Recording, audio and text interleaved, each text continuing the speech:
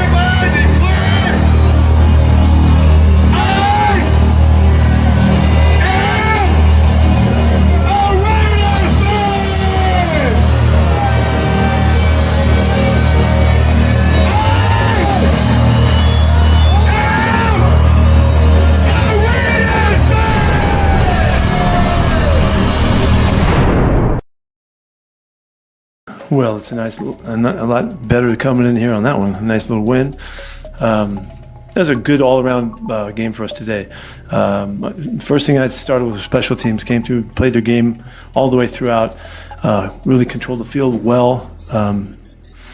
AJ did a great job punting the ball today when we needed to, and guys covered really well. So and no big issues across the board. I was really proud of that one because that gets us a chance to play regular football, and so that's a good start. I thought defense played really well from the beginning on throughout. We got a little bit in the 2-minute mode and gave up some yards, but we didn't give them anything today. 5 or 6 sacks, whatever you guys counted up. I'm not sure what that is. But there was a lot of guys that contributed. Max got doubled all day long and still got 2 sacks and had a big game. I don't know that anybody could put up more numbers than Devin White did today. Jeez, it's a stat line. So he made a bunch of plays and with a pick and I think a forced fumble and tackles for losses and all that. 9 total tackles is what I saw. That's a great football game for him. And he missed 3 tackles that he could have had a ridiculously great game. So. All in all, we tried to run the football a lot today. We ran it a lot of times. Didn't run it very, very effectively. But yet, when you attempt the run like that, it sets the game in a certain motion, and that's what we've been trying to get to. So it fits the whole club and the way we present the way we're trying to win games. So today was a good format for that, with all kinds of areas to improve. So glad the fans got to see us win one. Congratulations. It feels so good to get on the other side of it. Who said this ain't going to go? Who said it ain't going to go? It's on us. We're the ones that control it. That's the kind of football game that gives you a chance to win against anybody, no matter where you play or who they are, whatever. It doesn't matter. That's balling. We're expected to win today. We came into this week ready to win. Period, point blank, bro. We have to have that expectation every week. We got to be our best and we got a chance. But come in this week, focus, man. We have a bye week the week after. Do everything we can do to be ready and be at our best. I love y'all, man. Let's keep working. Gang on me. Gang on 3. 1, 2, 3. Gang! What is that? All right. Can anyone? We got 4 people watching. Can you all see? Because I don't know. I think StreamYard is they're really trying to stop us right now. But no, it's not StreamYard. It's Goodell. It's goddamn meat curtains Goodell. If you can hear us, if you can see us, if you can identify the man on your screen, please let us know. But here we are. Let's just pretend like everything is fine, and we'll go with the show. All right. We're Raiders fans. We're used to doing that. Yeah, this, you know what this reminds me of, Asylum. I know you remember this. Remember a long time ago, I believe it was 2012, when the Coliseum, they were about to start the home game against the Chargers, and then the Ice Cube was performing and the power goes out. Yeah. That's what it feels like right now. All right, we're back. You know, we're on that Coliseum internet right now, but you know what? That's what we do over here. I don't care if the dugouts are overflowing with doo-doo and all that, and nothing works. We still represent the Coliseum, and that's what we're doing here. All right, Asylum, we did get a win this week against a lowly team. It was ugly, but it was a win. And we know, you don't have to sell it, Marty. We know. Al Davis doesn't say winning pretty. He said just win. Just win, baby. KDO said that all of YouTube is acting up, so it's not just us. Maybe everyone's on. Maybe something happened. Maybe it's some kind of breaking news. I don't know. Maybe it's a YouTube 10. I still blame Meat Curtains Goodell. Yeah, they all work together to shut us down. But you know what? We keep going. That's what we do. But hold on, I'm trying to get my life in order right now because I don't like when we try to start a show and then everything kind of goes right before, during, or whatever. As the intro's going on and shit like that. Okay, since let's just do this then. For me and Asylum to kind of reset, let's have Asylum Burgundy take over for a second and have him do the CMN update. Asylum, do you have that ready? I can have it here in 1 second as soon as I can freaking found it. I'm ready. Okay, let's go. Let's go and have Asylum Burgundy take over. Let's roll that beautiful bean footage. Asylum, here we go. This is CMN, a cage match news update. Hello, this is Asylum Burgundy at the Al Davis News Desk for your Cage Match News Update. The Raiders had a get-right game against the Tennessee Titans and finally took care of business with a 20-10 victory. The defense dominated this game with 6 sacks, 2 fumble recoveries, and an interception. Linebacker Devin White was the man causing havoc to Cam Ward and the Titan offense. The offense, well, they were there too, as Michael Mayer had himself a welcome back touchdown. But what the hell play call was that? Deep crapper. Geno Smith in week 6 played better than Geno Smith in weeks 2, 4, and 5. With a touchdown and another pick, he's still Geno. One more interception and we will have to change his jersey number, because this guy stays open to serve others. Thank you. Come again. Despite advice from former Raider QB Derek Carr. But let me say this to Geno Smith. Geno, you're a good football player, and you get to go out there and lead that football team again. And guess what? Nobody believes in you more than me. I'm telling you right now that I believe in you. I believe in you. I know that you can do it, and I hope that you do it not only for yourself, not only for your teammates, but for Raider Nation. All right? Geno believes it's something more superstitious. I told Coach I need to go jump in the lake or ocean or something. I mean, it's just a lot of bad luck stuff happening to me, but... So we brought another influencer with eyeliner. Okay, Prince, why does Geno suck right now? Wanna know why? Why? Because you wouldn't pass the initiation. And what's that?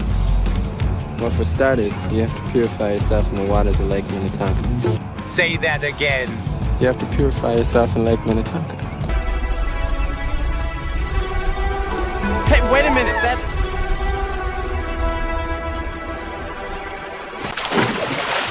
that ain't Lake Minnetonka. Don't worry, he survived. And maybe it worked as this was ruled incomplete. Small victory. Speaking of called back fumbles, did you know that Eric Allen's last game was the tough rule? He was presented with his Hall of Fame ring at halftime. Fellow Raider Hall of Famers celebrated with him, including Charles Woodson, who was also a part of the Tuck Rule game, where a sack fumble was reversed against Tom Brady, who is a minority owner of the Raiders, with Mark Davis, where they both also own the Las Vegas Aces, where Mark Davis won his 3rd title, the same amount as his father Al Davis, with the Raiders, where the Aces lit the torch in honor of Al Davis before a game where Brian Callahan was head coach of the Titans. The same franchise that lost 22 years ago to his father Bill Callahan, who was head coach of the Raiders, to get to Super Bowl 37. That Super Bowl, the Raiders lost to John Gruden, who was their head coach the year before, where his last game was the Tuck Rule. Did you get all that? On a side note, the Titans fired Brian Callahan a day after losing to the Raiders. And finally, the Raiders will face the Chiefs this weekend before their bye week. Hopefully there's good juju. I say that because the Chiefs' juju had bad juju after their last game. The Lions' DB Brian Branch is not a fan of Juju's TikTok dances and wanted to do his own juju on that beat. He hit it, flipped it, and smacked him down to create this iconic photo. Hey, that looks perfect to be on a Madden cover. Have fun, little ones. I do it for the children. Go Raiders.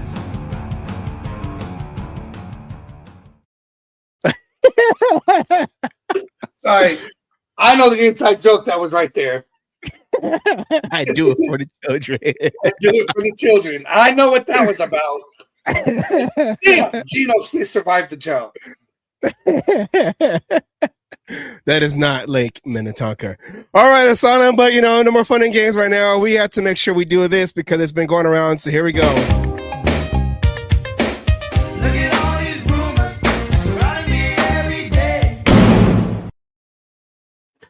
All right, Asylum, wide receiver Jacoby Myers, rumored to be traded soon. He did not practice today. Now, Asylum, does that, or I guess does that mean anything? It doesn't mean a lot, but how does you, Asylum, feel about this news that's been, I guess, where there's smoke, there's fire. So your take on this right here.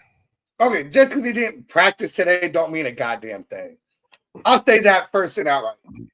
But yes, I've been starting to hear these rumors. And yes, I think if the rebuild is going to happen, this is going to be that first shoe to fall, that first brick to get laid, whatever wording you want to use. Because we already knew he asked to be traded, and he was told no. And then the way the season's been going, and we know teams are interested in him. So, this is not as, even though it's a rumor, it's not surprising. Because I really don't think this brass, this Raiders hierarchy is planning on paying him or keeping him. Basically, it was keep him, see what can be done. Now that we're at this point, let's get the most value out of him as we can. I think this was the plan from the get-go when it came to Jacoby Myers. They were just hoping that, and I think part of the reason, or part of it is, that's why they were trying to force Thornton on us so much early on, so he could step into Jacoby's role, and Besh could sneak into that number 3 spot. Yeah, wow, that was weird. Okay, let me get my deep voice in. Puberty? Well, I wish. Start all over again. Well, Jacoby Myers, I don't want to say his production because it's not his fault, the boss, to get to him for him to be productive. But looking at his numbers for this year, his 2025 season alone, 29 receptions off of 43 targets, 329 yards of passing yards. There you go. My bad. 11.3 average, no touchdowns yet. And that's just the 2025 stats alone. His overall, with the 2 seasons plus this season, 2, 3. How many? Wait, he's 4 seasons, right? 4 seasons in? 3 seasons in? No, 3 seasons in. This is his 3rd season. Yes. Okay. We're correct. You got to remember, these numbers that you're about to talk about is with a season and a half of having Devontae Adams as the number one. I know you guys can't see it. I'm doing air quotes. The number one receiver on the team. Yes. Well, looking at his Raiders stats up into this last game, 187 receptions off of 278 targets, 2,163 yards, 11.6 average, 12 touchdowns, 45 long, and 112 of those catches went for first downs. I'm one of those Raider fans. Jacoby Myers, don't every reason I stay with the Raiders. Thank you, Jacoby Myers. But if you leave, will you still be a fan? That's what I hope. Stay subscribed. We're gonna still. We hope you put an impression on you. And to answer Mufasa there, it's not that he's leaving. He asked for a trade before the season started because the contract negotiations stalled. And now what we're talking about is the rumor of the Raiders finally living up to the trade ask that Jacoby asked for. Yeah, and I am one of those Raider fans that's like, why do you want it? What did we do wrong? Like, why do you got to go? Like, why? Like, come on, we can make this work. Why are you going? Because it's like we don't have. I know, and then I get it. I don't blame him now with Geno Smith as your fucking quarterback. The only thing that's going to happen is his stock value is going to go down. If you don't get traded now, he will not get the contract he's looking for next year because of the Three Stooges. Yeah, and who are they again? Who are they again? Dyslexia. Pete Carroll, Chip Kelly, and Geno fucking Smith. That's the Three Stooges for the fucking season. Yeah, and I wonder if Geno Smith, just throwing out some controversy, I wonder if Geno Smith is Chip Kelly's first choice of quarterback. Not saying if there's another person on the roster, or because you can't. My answer. Oh, well, I'm just saying. I wish it's like I know he can't say. Well, I wish I had so and so on this team to get because that's whatever. But on our roster, on the Raiders roster, I'm willing to bet Chip Kelly rather have fucking Aiden O'Connell than fucking Geno Smith. Yeah, I'm sure it was his first choice, says Edward. I'm sure Ed, it I was. think you're wrong right there. I don't think it was his first choice. Wasn't his second choice. Wasn't his third choice. And sure the hell wasn't his 12th choice either. I mean, we don't know because Chip Kelly's a disaster. Edward said we don't know because they're probably thinking, all right, he's a veteran. We can start off. And that's what Pete Carroll was trying to say early when he when he got hired was we'll just start off and we're gonna hit the ground running. We're not trying to rebuild. We're gonna take this and go to the next level. And and the idea sounded good on paper. You bring in a veteran receiver, somebody that Pete Carroll knows, even though Pete Carroll is on more of the defensive side as a head coach. He's more of the defensive side. He's not the offensive coordinator or nothing, but he can vouch for him. He's like his, Chip Kelly. I stand by Geno. He's practically a black Drew Brees. Go into shot. I don't know. Drew Brees only played for 2 franchises, the Chargers, and then he went good when he went to the Saints, won a Super Bowl. So I don't know. Yeah, but ask him if he can lift his right arm. Yeah, he had that bad shoulder surgery. Ask him to raise his right arm and see what happens. I mean, this Jacoby Myers, and I don't know, it could happen because, with the everyone's reporting that he did not practice. He did not practice today, which could mean just rest. It could mean anything, but it all kind of ties together with the November 4th. I believe the November 4th deadline is coming soon. November 4th and is the deadline. If you're about, what is it, 2 weeks, 2.5 weeks, something like that. Yeah, and it's one of those situations where if you're not going to re-sign him, and you might as well get something for him, like you said, and it's not going to keep going down. Get something for him now, because once he hits free agency, we saw it with Spillane. That was who he wanted to keep. We had another regime change, another GM change, another coaching change. Sean, Morig. Yeah. For some people, I'm going to put this out there for not me personally, but for some people, Josh Jacobs. Yeah. You know, a couple years ago. I mean, yeah, get something while you can for him, but at the same time, you know, if you're going to if it's rebuild, I won't lie, raise my arm and smelt the stink of my own. You know, if you're in rebuild mode, fucking come out and say it though.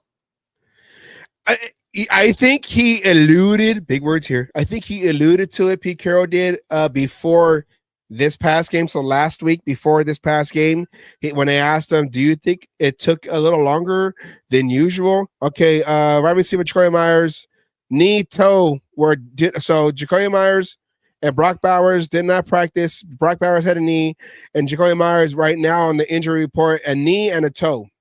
Okay. Turf toe? And maybe. And Geno Smith, head and shoulders, knees and toes. No, I'm just joking. Hey, but you know what? At least Jacoby's you could actually check for, unlike another wide receiver last year. Hamstring. Who came up with an injury that you can't even confirm is real. Yeah. And you know, right here, accelerator. Wait, I was trying to put it up. Accelerator. Let's get a decent corner for Jacoby, or address some other needs. It's one of those. I guess Asylum. I guess, and I don't have a list of potential guys we can go for. Whoever's, you know, whatever. But if you are the Raiders and you're going to trade Jacoby Myers, I know it's all up to what the other team, the other suitor, which you guys negotiate for. But overall, would you want a player swap? Or do you want? It really depends on who the player is. I'd probably rather get the draft pick. You know, the draft, you're supposed to draft for the future, right? I'd rather do that unless it's a certain player, and depending on the quality of the player, you might have to give Jacoby and some draft picks, and I doubt that's going to happen. I mean, right now, I'm going to fucking say this. I've been stewing on this. But everything I've been seeing and reading and everything, right now, Pete Carroll is being out-coached by Jim Harbaugh. Harbaugh is actually trying to make trades. He's number one right now in the division, and dealing with injuries and other things. He is actually trying to make trades. He's looking for positions to help his team. We haven't made a single fucking trade to do a goddamn thing. Whether it's rebuild or help the team, Pete Carroll seems to be content with the team that he's putting it out. Okay, would you rather fuck it up in the draft or fuck it up in the trade? At least in the draft, we have a chance. Okay, that would be years before we get this line fixed. It's a great case that we could be years before we get the and that's a possibility. I mean, again, I just talked about it, right? We got Jim Harbaugh who's going out there and trying to fix his O-line. And yet you got Pete Carroll who is content with Parham's play. I know. I got to. I'm going to say this. There was a former Raider that was on a team that just got cut who I think could outplay Parham in the same position right now. And who's that? Mumford.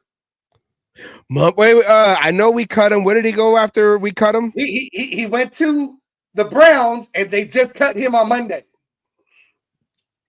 You know what? I would take a Mumford back if that's what we out.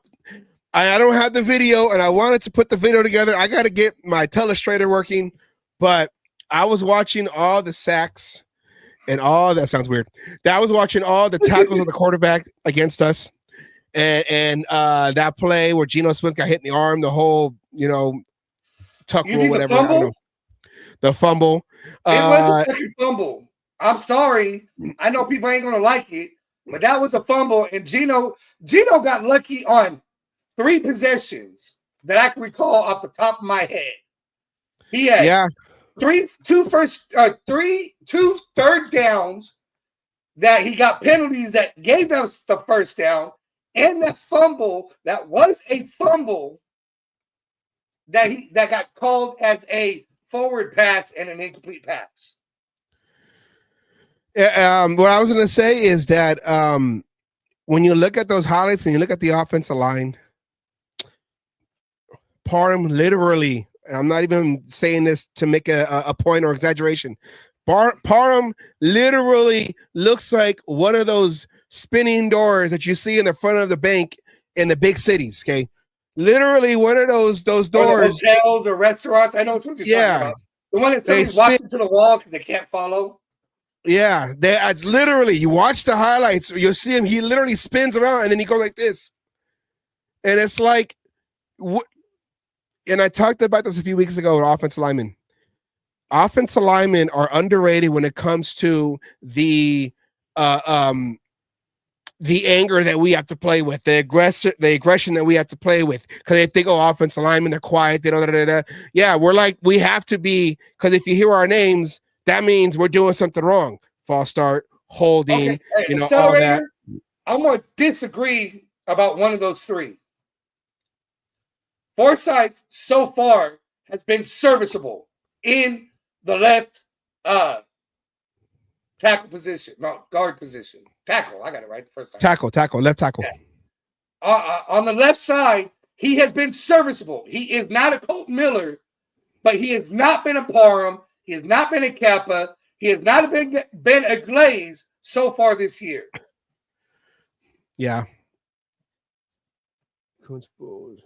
Hey, Ed, I didn't even want to keep Kuntz.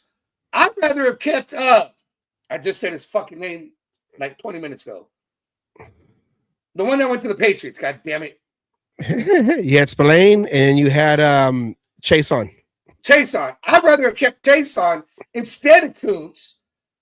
And and all I gotta say is I want to go. I warned you all about Tyree Wilson. This is his breakout year, and he has been playing well.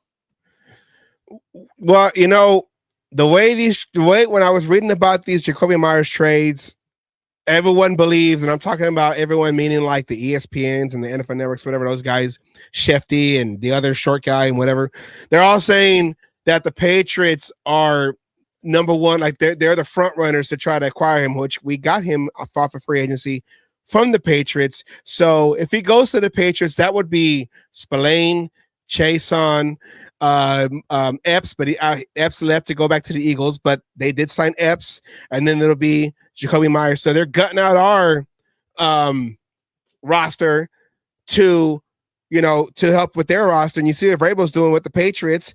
They spent money on the offseason. We did not spend any kind of money on the offseason. All we got was Kappa and then Pratt, which we cut before this past game, and apparently had 11 tackles in his first game as a Colt, with leading tackler on their defense.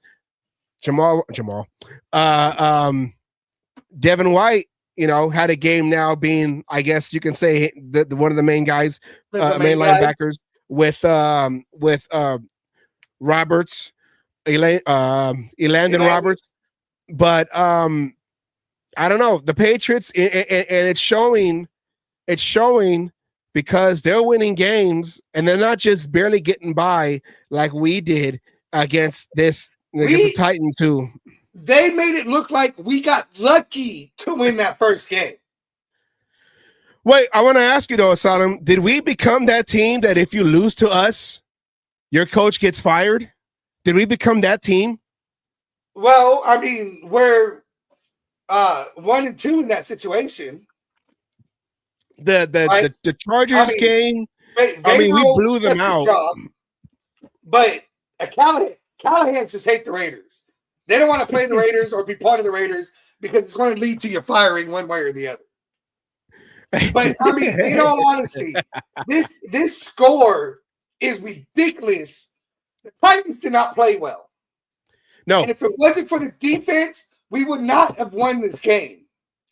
Don't kid yourself and think Gino won this fucking game. Gino did everything he could to try to give this fucking game away. You know who's kidding themselves about this game? Huh? You know who's kidding themselves about this game? Pete Carroll? Pete Carroll, probably. That's my guy. Well, I mean, he is because Gino won it, right? It was Gino. He brought up special teams. Oh, my God, they did their job. How about the defense? 3 fucking turnovers. They stopped everything that was thrown at them. Oh, sorry. I'm trying to keep up with you. Really shouldn't have been, been on there with how well they were playing. I mean, 6 sacks, and it was different. I mean, I believe they credited Crosby with 2. So, I mean, you had 5 people with different sacks. Yeah, there were 6. There were 6 total statistical sacks. They credited that very last play where Cam Ward went back to pass and then he just dropped it. And then the Raiders jumped on him and then jumped on the ball to recover the fumble. So they called that a sack, but they didn't credit to anybody. So I guess it's a team effort. We're all in this together. All in this together, sack. We're all on that. I don't know. If it wasn't for the defense, Max Crosby, the defense stepping up like they did, we would have lost this game. I am sorry, but an offense that puts up only 20 points against the Titans, when the Titans was not trying to win that game. At the game I saw, they sure in the hell didn't do anything to try to win the game. And you can't even barely get 20 points on that. Yeah, don't tell me the offense had anything to do with it. I know the defense didn't score a touchdown, but if it wasn't for the turnovers, short fields, I mean, fuck, we gave it away on the 2-yard line, some shit like that, and we're able to stop them. No, we got the ball on the 2-yard line, on their 2-yard line, and we almost didn't get in. That's when they threw that pass to Kappa. I don't know what play that was. Why we running a play for Kappa. That one was not a fucking Chip Kelly call. That one was a Pete Carroll fucking call. It's a Super Bowl. Yes. Give it to your back. No. Call. Give it to your back. No, I think I'm going to throw it to my offensive lineman. Okay. Let me get out of the way now because maybe we're going to the Super Bowl later and then we're going to – I'm just joking. I'm just trying to throw hope again. Because it's one of those, it looks like it's one of those seasons that's going to get sprinkled in with a little hope of wins, but not like a lot of wins, you know? It's like, I got no metaphor for it. Usually I do. I don't have a metaphor for it. But looking at Geno Smith's numbers, 17 for 23, 174 yards passing, which is all low. 1 touchdown. And of course, Asylum, he continues that little stat right there, the INT. Another interception. At least it wasn't a multiple, I guess. For like 27. At least it's not multiple, you know, even though we saw that play that hit in the arm and the ball rolled and that would have been a score for the Titans. And that probably would have, if that would have counted, I'm pretty sure we would have lost because Geno Smith would have been in his feelings. Geno would have been fucking outing on the sideline. Again, yeah, I'm glad this picture here does not have the C on it because he does not deserve the captain's patch. He doesn't deserve to have the Raiders shield on the side of his fucking helmet. I'm sorry. I have seen worse quarterbacks on this team. Okay, fucking at this rate, I'd rather see Randy Moss back than fucking Geno Smith go back on the fucking field. You know what's funny, Asylum? You know, I don't have the picture, but you remember the preseason game, the whole thing about Geno Smith flipping off the fan that had the sign, who's the bigger bust, Jamarcus Russell or Geno Smith? Asylum, was that sign reminiscent of what the season was going to hold for us with Geno Smith as quarterback? I think that sign was a little bit more accurate than we thought. And the question's starting to go. I'm starting to debate which one it fucking was. I mean, right now, I think they're getting the same CDs because, you know, to watch the defense, because Geno has not. I'm tired of hearing Geno. I'm tired of everybody who's giving Geno a pass for saying the same bullshit that Derek Carr said, but they were talking hella shit and saying, I'm tired of Derek Carr saying this. Why aren't you tired of Geno saying it? Because all he does is make goddamn excuses. He blames everybody else but himself. And now he talks about jumping into the ocean or this to wash away. No, you know what's going to wash away the fucking bad juju you got going on, hard work and dedication. And Hennessy. Oh, sorry, that's Joe Boo. That's Joe Boo, and that hasn't worked so far either. 0 for 2. Mufasa says, I blame Chip more than Gino. He definitely needs to improve, though. And I'm not saying Gino. So go ahead. No, I was going to say, and that could be, I mean, I feel like we're talking about last year all over again with Getsy, and Minshew and the offensive line. But it goes to the same excuses, but the same knocks that AOC got for, well, he's a starting quarterback, right? He should try to make some plays on his feet. How come he doesn't get around, get over there, get around the pocket, do this and that, Gino is supposed to be more mobile, and where's the excuses for that? And he's a veteran.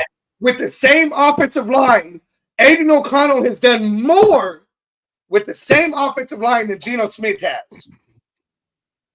And there are numbers to fucking prove it. We don't have it, unfortunately, but there are. So I don't want to hear this shit. We need a head coach that has the balls to be able to bench his guy just to make a point. I'm not saying a whole season. I'm not even saying a whole fucking game. But bench your guy to send a message, because the message that's being sent right now is we are not getting more than 4 wins this season because we're going to stick with a interception machine because it's just practice out there. That's all it is. It's practice. We got to keep the momentum going. We got to keep the rhythm going. It's got to be the same thing over and over and over and over again. Well, we've done it for 20 fucking plus years, and it's been nothing but fucking losses. Yeah. Only two winning seasons in those years. And maybe like 3 or 4, 4 or 5 of those were 500 seasons. But the cycle continues, and now we're going to be cycling through quarterbacks. Here are the Raiders' offense, and we're talking about the Raiders' offense. Let's look at their offensive stats. Ashton Jeanty, 23 carries, 75 yards, 3.3 average. He had the 1 touchdown. I'm telling you, Kay, change Parham, and there'd be a better. I feel like there'd be a better, better outcome when it comes to the running game, at least, because I don't know. Even in the passing, I think it's going to help. I agree with you. Parham needs to go. We need to fight. Again, I talked about it earlier. Pete Carroll's being out-coached, not even during a goddamn game, by his nemesis, because they're going out there and at least trying. It's searching for. It's trying to do something to fix holes. And right now, I know there was a comment earlier. People are not letting go of their, good offensive linemen. You know how many good second-string offensive linemen are out there that teams are willing to get rid of? There's some second-string offensive linemen that can outplay some of the damn offensive linemen we got now. Are you still? I don't want to say are you still on board, but whatever. But how do you feel about the JPJ Meredith project? We're going to still call it a project. So far right now, after 6 games. I still think, and I know I'm in the minority here, I think they got JPJ in the right position. They just have him on the wrong fucking side.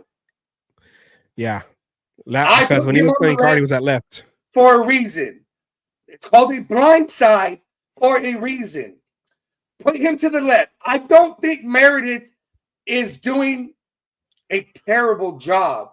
He is learning a position that he's never played before, and he has struggled at times. But Parham has struggled since preseason. Okay? Laki Tassi. On the right side? JPJ, if we're going to keep, if Meredith is locked in under Pete and Brennan Carroll's offensive line, JPG on the left and put Laki Tassi on the right. I know he's not he doesn't have real experience in the NFL level or whatever, but he's better. He's going to be better than Parham because at least he's going to maul guys and spins in circles and then does this. Like but see, it's the way he looks. It's the way he's getting beat up. Getting beat on the block. It's the way it's like, dude, you're not even putting your helmet into somebody. Then when you do put your helmet into somebody, you bury your helmet in the guy's armpit to allow the other guy on a stunt to come around because you left that gap open. And now we got Genty getting swallowed up, but we got Gino getting hit in the backside. That's what's frustrating me. Offensive linemen, the defensive linemen on the other team are getting paid to make plays, but Parham, you're just walking in to get a check and hey guys, I'm here. That's what it looks like. The fundamentals are lost. And that's what frustrates me as a former offensive lineman. I'm gonna say this. You need to protect Gino's blind side. But when you see Genty running good, what side is it on? It's on the right side. No, it's on the left side. He likes to go left naturally. But he has to go. He has to go on right. The right side. Yeah, but he has to go right because the left side is fucking straight garbage. That was a trick question, Kay. Don't do that to me again. Well, okay. Look, here's what Pete Carroll had to say about the offensive line because he was asked about that after this game. Because I'm pretty sure that the people, the writers who asked him questions, starting to see that the offensive line, maybe it's Brandon Carroll, maybe it's Chip Kelly. It's just a chain of whatever is messing up. Here's what Pete Carroll had to say. Pete Carroll. Well, here's what he had to say because they asked him about both sides. Here's what he had to say. Talk about running the ball. Ashton, I noticed, had a lot of really good runs on the outside or going to the right side with Jackson and DJ. Can you just talk about how much you've seen them grow on that right side and what you like from them? Yeah, we did get the ball out on the perimeter pretty well, and you can see how it's kind of easy for Ashton when he gets out there to make 8-10 yards. He can get it almost with every opportunity. Not always does the guy just miss the tackle, but it's hard to get him down. And those guys getting him out and making the edge for him, and the receivers blocking to help us out, all of that took place. What was your thought process on the left side of your offensive line? How you thought they played and how they... Well, it was, your Stone's got a challenge. He's been a backup for a while. He started, a handful of games, a dozen games or something like that, whatever it is. And so he's got to just keep going, and keep battling. We've got to keep helping him properly. And he really gives you everything he's got. Preparation-wise, smarts-wise, technique-wise, he's stepping and kicking the way you're supposed to. And he's got to survive it. It's hard. And look, there was a portion in the game where the pass rush really all of a sudden was a big deal. And then we put it to rest, In the second half, we didn't have to, it wasn't a factor much, but there was a spurt in there where they were really hot and we were struggling a little bit. And we didn't give up a sack in the second half, so.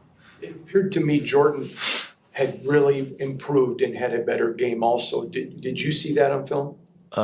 He was really solid. He's been solid throughout. There's times he gets in situations with enormous guys, and sometimes he's battling up against it. But most of that is we have to be right. Be really precise about the way we help each other and our footwork and all that, so we don't create the little voids in there that can give guys penetration opportunities. But he's doing really well. He's a really solid player for us.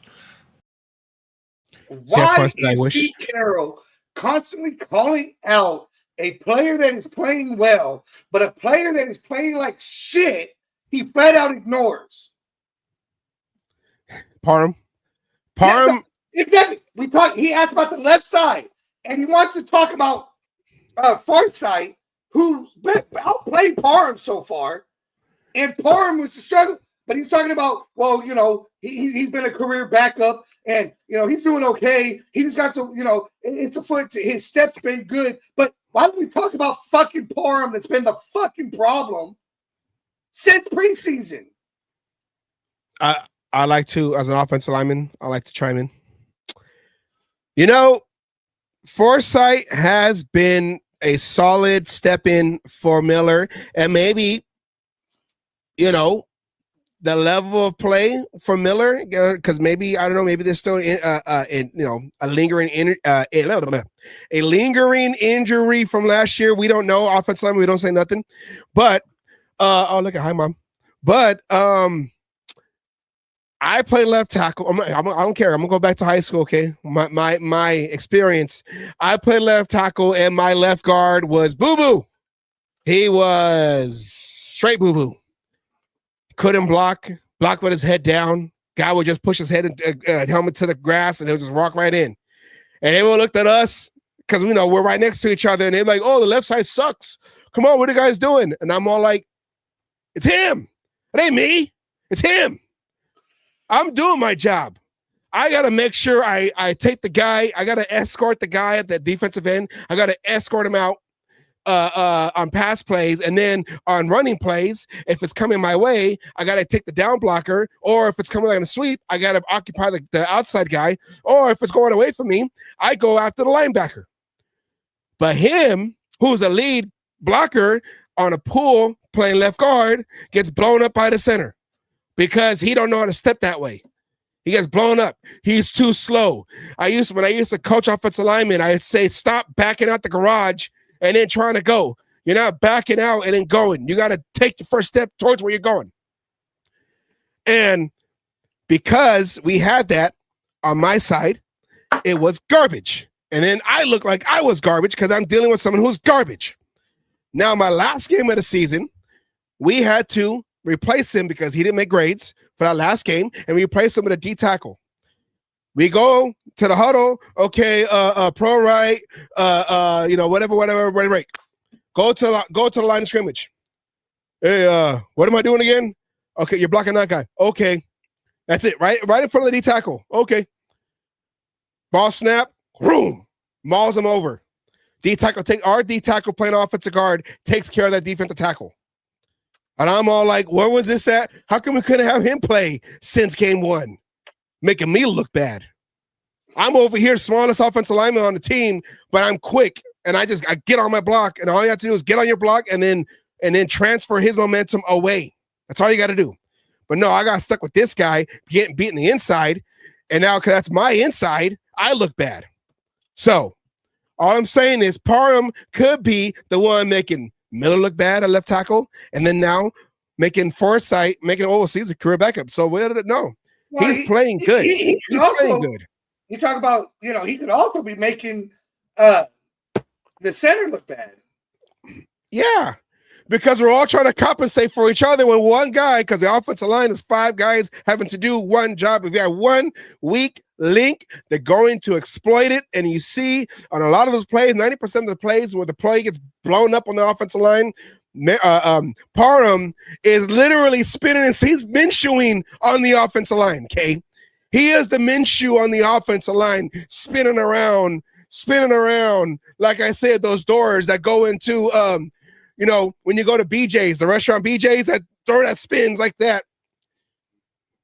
Okay? That's what it looks like. And then it gets like that. Like, dude, I'd rather you hold the guy. Hold the guy. We're going to lose 5 yards anyways. Hold the guy. Look like you're doing something. Yeah, at least we keep it down that way.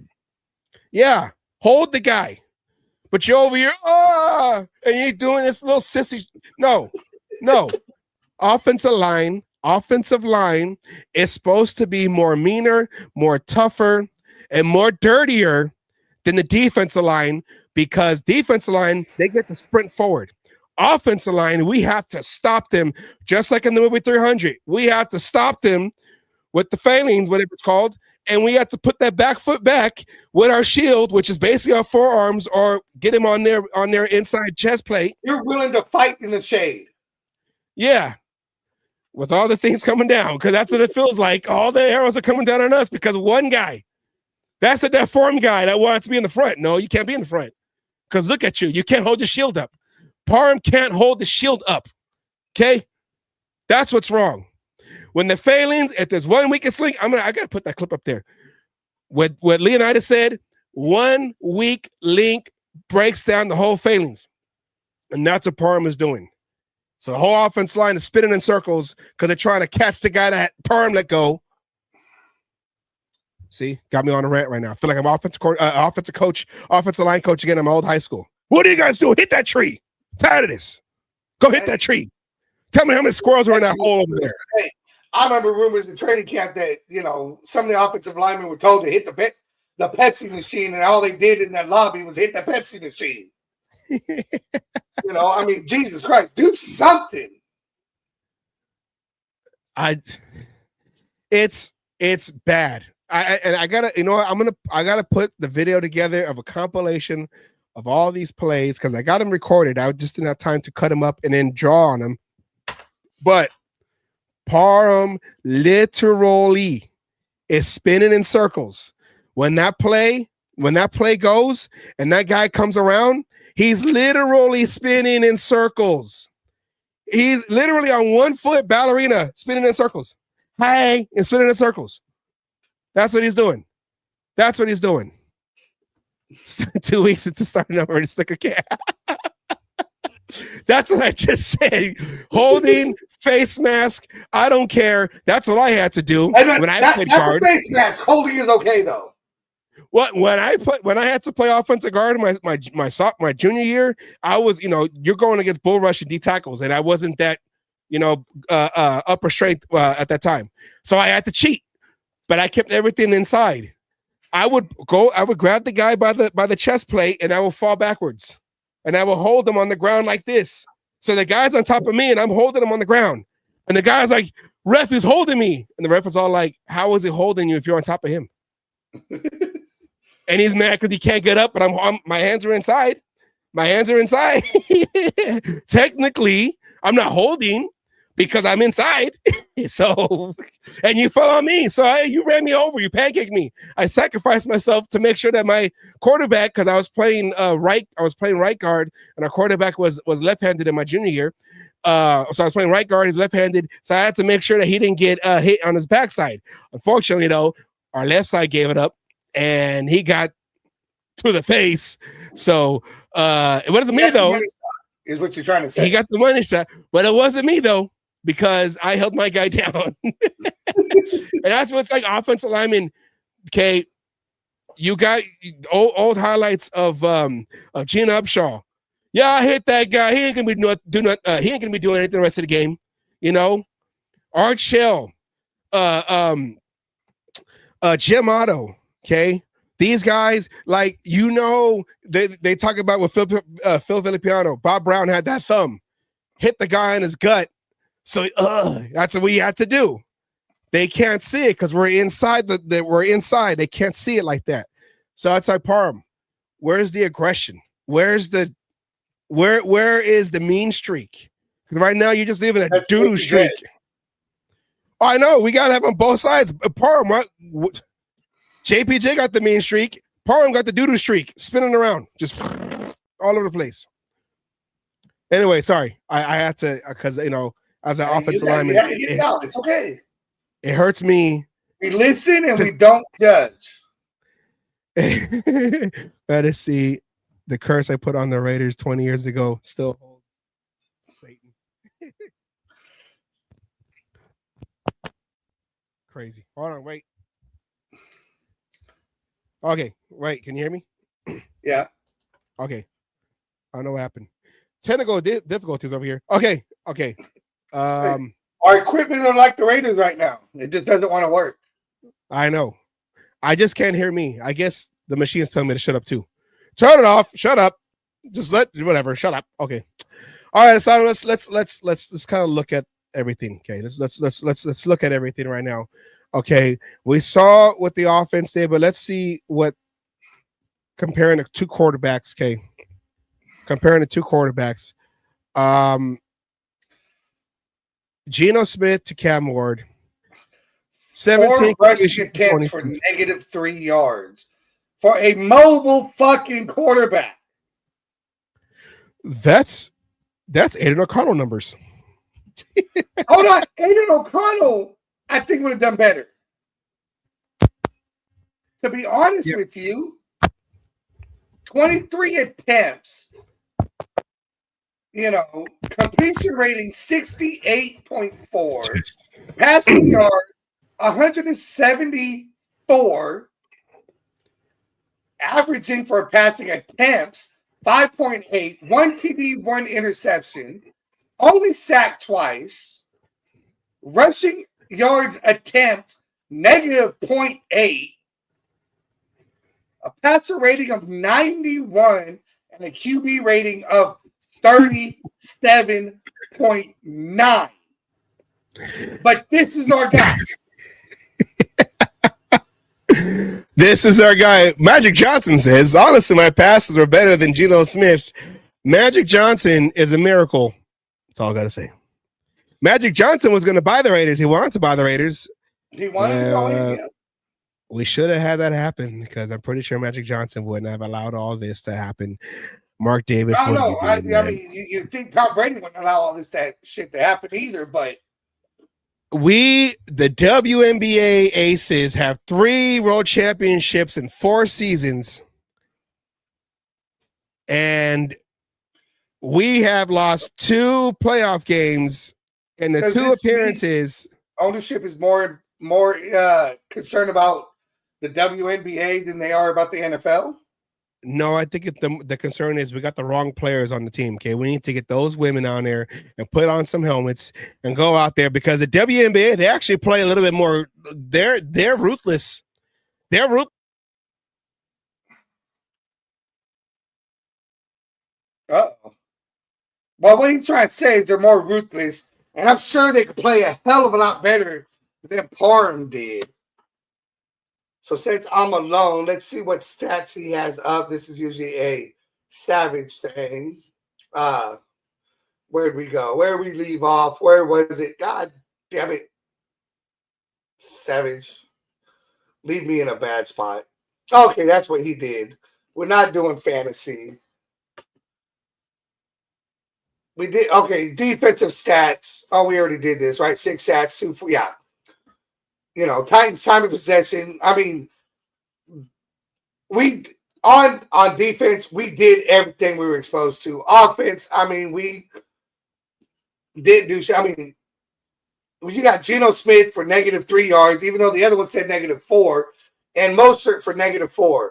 So the only running back that was able to do shit was Aston Genty. I'm back. And Mostert and Genty, I thought was going to be a good combination. And I will still say it's a good combination. It's just that we got to make a change at fucking quarterback and right guard, left guard. I'm back. I don't know what's going on. This YouTube is trying to show. I said the WNBA is ruthless, and they shut me down. I got this. I didn't need you. It's okay. They threw the green adult toy at me like I'm the WNBA, thinking that I don't know. Anyways, okay, Asylum.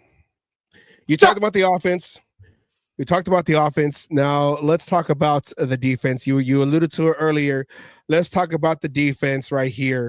No, that was the offense you were showing. Now we're going to talk about. I had that up right before. You weren't on. How do you know? We're going to talk about it again, Kate, because I didn't hear it. It's all about me. All right, the players.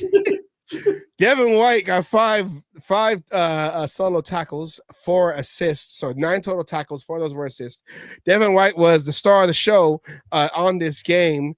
He had the 1 sack early that caused the fumble that Tyree Wilson jumped on right there by the goal line. Max Crosby got 2 sacks. Jonah Lau, we're going to talk about him later. I got something on him from Kurt Morrison. So we're talking about how Jonah Laulu. You need to reload all those. Those are missing now. It's fine. Okay, we're good. We're ready. We know how to audible. That's fine. Do your thing. I won't help. So we're not there yet. We're not there yet. We're just doing Coliseum blackouts right now, okay? It's okay. We've been here before. Me, you're season ticket holder. You know, you've been there 16, 17 years. I was there. There were a lot of times where things didn't work out, but we still are there, and we still celebrated a Raider game because a lot of times they weren't victories. They were Raider games, but we got this. We got this, Asylum. We got this. Total yards allowed by the Raiders, 225. 160 of those were in the air. 65 of those were on the ground. 15 first downs they gave up. 3 of 13 on third down. So they were able to stop them, the Titans, get them off the field. They got the 6 sacks. That last one was credited to everybody, so they couldn't put it on one person because that was the play where Ward had the ball, dropped the ball. He was scared. It was like when Filipiano said, another Filipiano reference, when he goes, quarterbacks just throw me the ball. Like, they just like, give it to the Raiders. We don't want to deal with this right now. It was kind of the situation. He saw the Raiders come. Hey, ain't mine. He pulled the palm, put his arms up in the air, and he turned around. Nope, ain't mine. So, takeaways: 2 fumbles and an interception. Devin White had the interception plus the 1 forced fumble that Terry Wilson jumped on. And then their time of possession, 27 minutes and 34 seconds. Tony Pollard was a leading rusher, 10 carries, 34 yards, 3.4 average with a 17 long. Tajay Spears, 5 carries, 31 yards, 6.2. Van Jefferson was our highest receiver of 4 receptions, 75 yards. 18.8 with a long of 23. And Chig Kwa, 6 receptions with 46 yards. Kuo. I don't know. 7.7 average. So the Raiders defense were, like Asadam says, were the ones that won this game. And you can clearly see it right there. Booker had a fumble recovery, Tyree Wilson had a fumble recovery, and then of course Devin White had the interception. And then Leki Fatu had one of the early sacks in this game.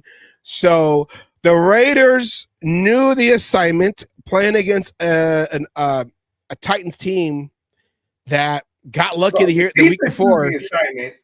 Yeah, the defense knew the assignments. They playing a team that got lucky the week before because they should have been 0-5 coming into this Raider game. So the Raiders did when they had that interception, fumble for a touchdown, whatever. Remember the Titans had Derrick Henry and AJ Brown. Remember the Titans had Denzel Washington as their head coach too. I'm just saying, I'm messing around. They did. They gutted them out. The head coach at that point. And you know what? Vrabel is they were asking, are they going to have a tribute for you? He goes, no. The Titans said, we're not going to have a tribute for Vrabel. We fired him. We let him go. And Vrabel's like, no. Apparently he burned or threw out all his Titans gear because he don't like the Titans. They fired him. They sent him to the Browns. He was a offensive something, whatever, senior assistant up there. Okay, but Asylum, let's something shit. Yeah. Let's hear. Actually, no. What was I gonna do? All the technical issues, all the technical difficulties we're dealing with. All these technical difficulties we were dealing with. All right, guys, it's been a great show. Well, I want to still talk about the offense. Here's Pete Carroll talking about the balance of the offense right here. So there's last thing about the offense, and then Morning. Pete, I was looking back at yesterday's game. Did you feel like you kind of found that balance between the run and the pass game that you've been looking for when you was talking about you want to run the ball more? So did you feel like you found that kind of balance between the run and the pass? We found the balance team-wise, more so than just offensively. We weren't as effective as we'd like to be in the running game, but we did it. 32 carries. That's a real statement, and it played right into the compliments of what the special teams guys did. They gave up no big plays, created a little bit. Defense played great and did a lot of great things for us. So it was complimentary football all around. That's kind of how we've won over the years, and it doesn't have to be as productive. It just needs to be really solid, and you keep the ball away from the other guys, and you get a chance to win the turnover thing, and all that happened. Okay, it's official. I can't wait till I'm old and can say whatever the fuck I want, and it just be considered the truth. I can't wait. Now. I can't wait. Arcadio said, did I hear 32 carries? I heard the same.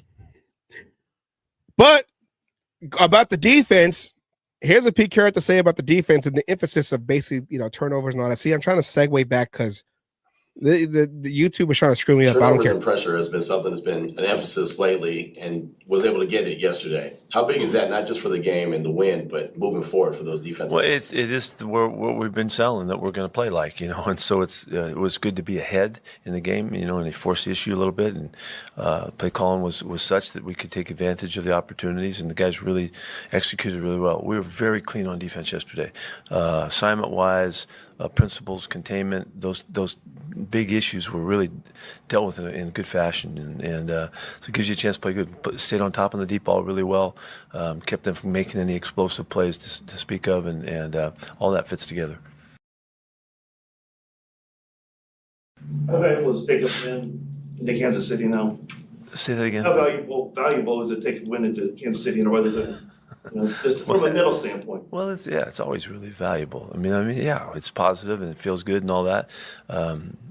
It happens to be Kansas City that's next, and so we'll do everything we can to prepare and come off this game clear-minded and really drilled into the challenge that they bring. It's a tremendous program that Andy's been running for a long time, and we're going to have to play really well to have a chance. But if we prepare well, we'll have a chance, and that's all we can.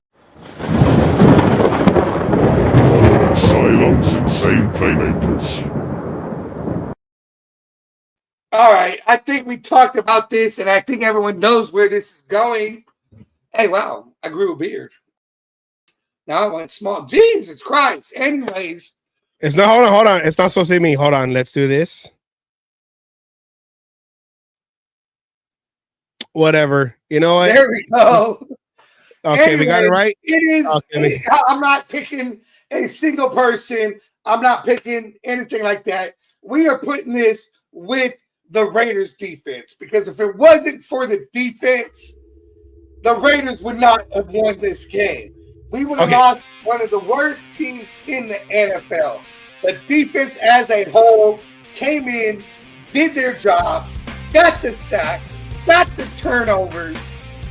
We should have been +3 in this game as far as turnovers, but Geno Smith, and only gave us the +2. But the defense, Max Crosby, Devin White, everybody came in and did their job and did what had to be done in order to give our offense a chance to win this game. If Geno blew this, he might as well have been, who was that basketball player? Lamar or whatever, who went to the Bunny Ranch and ended up medical attention because he blew everything and had a heart attack. I think I know you're talking about. Right? No, Kendrick Lamar's a rapper. Oh, okay, well. It was Lamar. You know who the fuck I'm talking about. I'm old. But the defense came in, did the job. They're the insane playmakers for the game, because as a unit, they came in and handled business. It was pound business all game long, and it was literally the defense that won us this game. Yes. Take that, Kendrick Lamar. Yeah. You know who I'm talking about, though. It had a goddamn Kardashian involved. All right, here we go.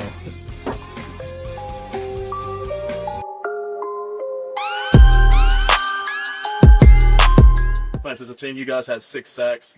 How easy is it to really get after the quarterback and rush the pass when you stop the run as well as you did today? Yeah, it's everything matters. Playing complementary football, we know that. And it was special teams with offense. The offense is scoring points, moving the ball. It just makes everything easier. And we talk about it as a unit. We're very open and honest. We have, every Monday it's Tell the Truth Monday. We go in there and how are we going to help each other out? How are we going to at ourselves in more easier situations where we can go be at our best. And, it's on all of us to be at our best. Our defense, we haven't been at our best all year. The offense hasn't, the special teams haven't, but I know we're focused on getting better, and that's all you can do.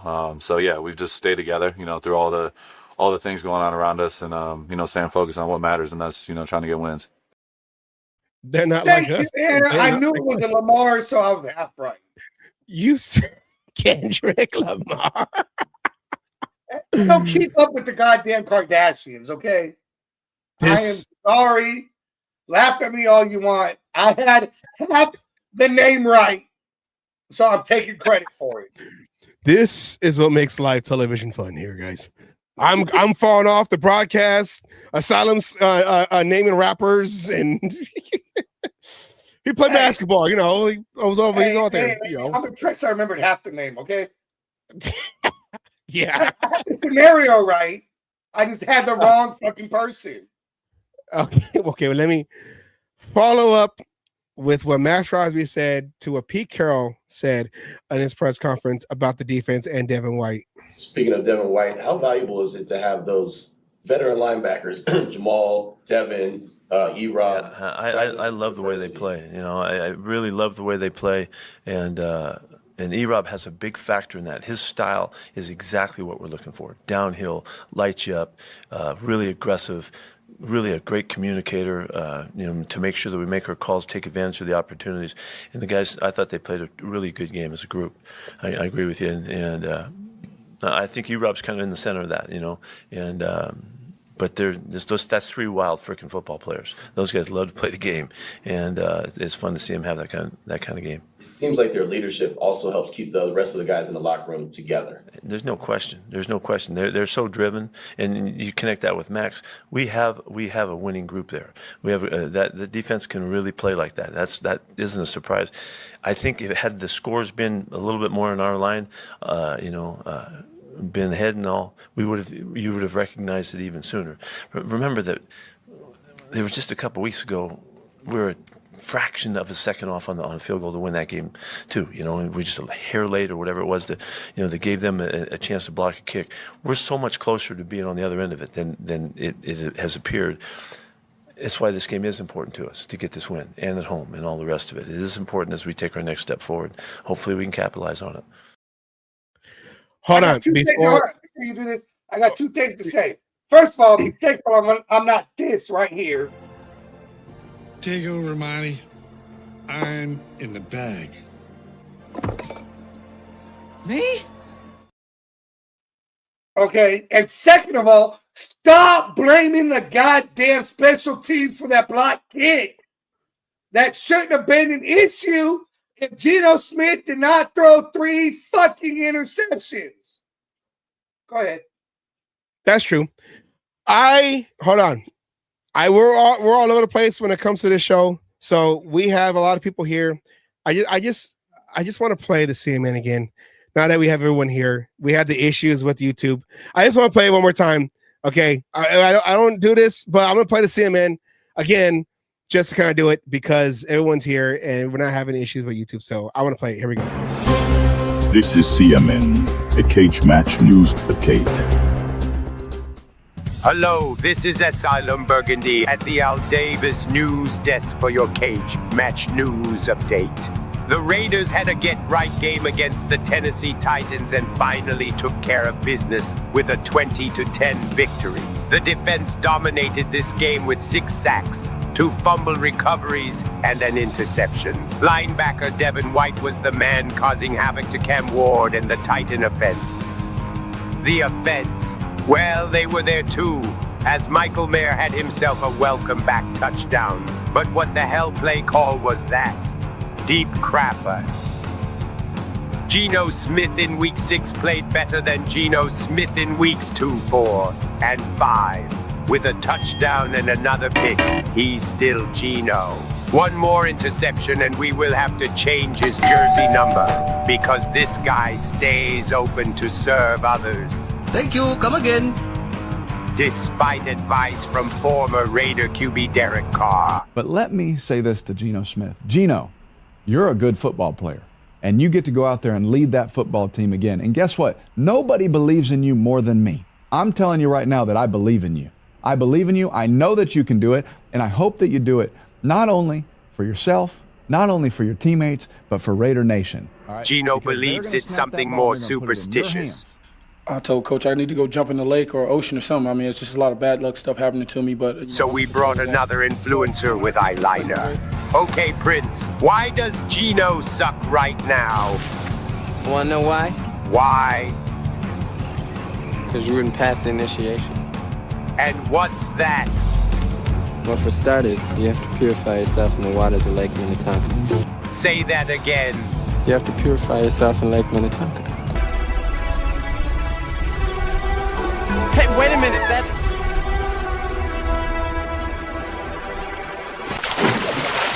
That ain't Lake Minnetonka. Don't worry, he survived. And maybe it worked as this was ruled incomplete. Small victory. Speaking of called back fumbles, did you know that Eric Allen's last game was the tuck rule? He was presented with his Hall of Fame ring at halftime. Fellow Raider Hall of Famers celebrated with him, including Charles Woodson, who was also a part of the tuck rule game, where a sack fumble was reversed against Tom Brady, who is a minority owner of the Raiders with Mark Davis, where they both also own the Las Vegas Aces, where Mark Davis won his third title, the same amount as his father Al Davis, with the Raiders, where the Aces lit the torch in honor of Al Davis before a game where Brian Callahan was head coach of the Titans. The same franchise that lost 22 years ago to his father Bill Callahan, who was head coach of the Raiders to get to Super Bowl 37. That Super Bowl, the Raiders lost to John Gruden, who was their head coach the year before, where his last game was the tuck rule. Did you get all that? On a side note, the Titans fired Brian Callahan a day after losing to the Raiders. And finally, the Raiders will face the Chiefs this weekend before their bye week. Hopefully there's good juju. I say that because the Chiefs' juju had bad juju after their last game. The Lions' DB Brian Branch is not a fan of Juju's TikTok dances and wanted to do his own juju on that beat. He hit it, flipped it, and smacked him down to create this iconic photo. Hey, that looks perfect to be on a Madden cover. Have fun, little ones. I do it for the children. Go Raiders. Okay, I had to play that. Burgundy was priceless. It was priceless when he jumped in that, because you know what? He thought just maybe he wouldn't be coming back. Sorry, I had to play that. I had to play that because everyone was here. We were having issues in the beginning. We played it, hopefully, whatever, but I just had to do it again. Okay, back to the show. All right, thank you, Elise. See, and we're able to even get guests supernaturally from the other side. The artist formerly known as Alive. I love that part. Formerly known as Alive. Happy Halloween, everybody. It is October. Okay, let's come back. Let's come back. All right. I like the fantasy world you just put up. Okay, let's get serious now. Okay, now we talked about Devin White. Max Crosby talked, but there is somebody that's quietly, and he leads third among D tackles with sacks, with 4. There's the Titans, Simmons, he has 4.5, and there's another guy, he has 4.5. So he has 4. This guy right here, Jonah Laulu. I'm saying it right now. Here is Kurt Morrison's take on his player of the game, silently taking the spot of Christian Wilkins, who we let go for kissing people, whatever. Here on we the go. forehead or whatever it was, gawking, whatever. All right, man. It was a difficult decision, but I came down with Jonah Laulu. This is my defensive player of the game. I just want you to watch him. Go to work. Watch 96 here. Watch him. Get up the field, hustle. Man, he's really been coming along. Just watch him. 96. Get in there. They go make a play. Go make a tackle. Big 96 making plays. Watch him. Right here. Watch the hustle. Right there. Effort, right there. hustle. Disengage. Now go hustle. Look at the hustle. Boom. How you finish. This is the part I've been most excited about, is watching Jonah Laulu this year really coming to his own as a pass rusher. Watch this. Watch that. I want you to watch this from the other angle. Big Laulu. Watch him right here. Watch this spin move. Get inside it. See ya. Ha. Come here, Cam Ward. One more time. Hey, Look at that. Let's watch him He has again. a point there. DT making a spin move. Really impressed with Jonah Laulu. Again, this was all game long. Here he is again, 96, right? Making plays. Coming up the field. Oh, go make a play. That's a 1 yard gain on the screenplay. 1 yard gain on the screenplay. This kid's coming Watch up. Number 96 Hunt. Watch him hunt. Kid's coming up. Watch him hunt.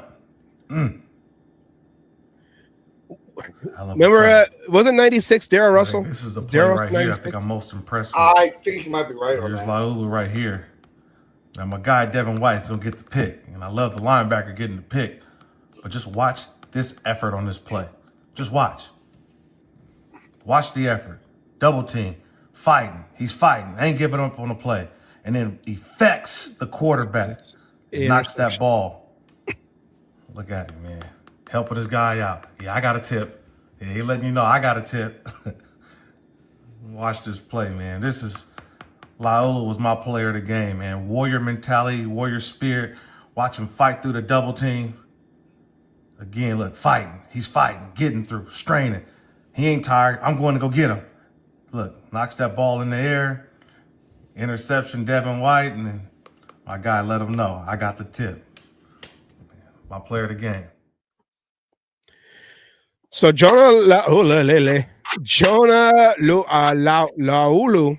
Laulu. I thought it was Laulu. I don't know. Well, you know you can't trust. Just as they went to college, don't mean you can trust the way they say the names. Yes. We're just waiting for that linebacker to come out and see how they pronounce it. If you know who I'm talking about. Anyways. I know who you're talking about. I bet you the Raiders draft him. You know he got hats out there, right? He got hats out there. Hats. He got a lot of shit out there just because of his name. The minute he got what is that we called? You know where they choose the colleges. He's been in them ever since. Is he coming out this year or for next year? This coming. I think it's next year. So, but the 2027.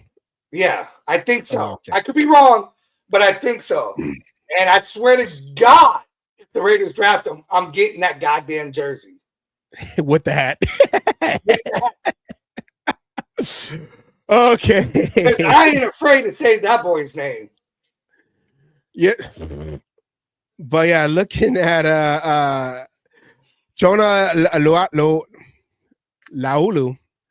I mean, everyone.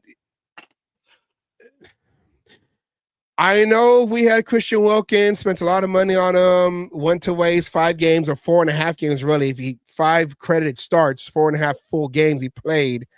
But we never really seen what Christian Wilkins could have been in a Raider jersey. We were all going off of potential. I want to ask you this, though. Are we really missing Christian Wilkins right now? Well, and that's what I was getting to. That at D tackle, are we missing? That's what I was getting to. That we don't know what he could have been because he only did 4.5 games, and he was in the mix, causing basically assists, helping out whatever. But you got Jonah Laulu is not only causing havoc to open up other guys to make plays. He's making plays himself, as seen on this clip. He's over there. A spin move by a D tackle? How often do you see that, and let alone see it be successful? I know. His spin move was almost as good as Parham's spin move on the offensive line. Sorry. Too soon? Sorry. No, never too soon. The only thing is he hasn't quite reached the Minshew level. Not yet. You gotta learn to spin. Minshew level, we will call him elite. When Parham can do the triple Lindy, remember the triple Lindy? Back to school with Rodney Dangerfield. If he can do the triple Lindy, then that's like, hey, Parham. I mean, you gave up the sack, but the triple Lindy is dangerous, Kate. The triple Lindy. That's life-threatening right there. You got to pull that off, be perfect, or you die. But yes, Jonah Laulu a spin move. We did only D tackles in high school would do spin moves because we're all whatever. I'm gonna spin move. I'm gonna do a swim. Whatever spin move. But on the professional level, he was the one that was getting early in the season. Like the first couple of games, he was making noise. He was getting sacks. He had a sack, I think, the first 3 games, and then he kind of I don't want to say he fell off, but he didn't get any. So now, he comes in here, he's making plays. That interception that Devin White got was because of him hitting his arm and hitting Cam Ward's arm to throw that ball in the air. So we got guys. The arm. I kind of feel the pressure he put on him would have still led to that interception. But it was just a beautiful play altogether with the pressure being able to affect the throw, which leading to the interception. Yeah. So we have young talent on this team. I'm just trying to keeping him in for as long as he did instead of letting him sit out and get healthy with that knee injury. Well, it was good though that Michael Mayer came in because he saw that he had the touchdown. He had some key plays to keep drives alive. I do have a clip of Pete Carroll talking about that. Hold on. You would.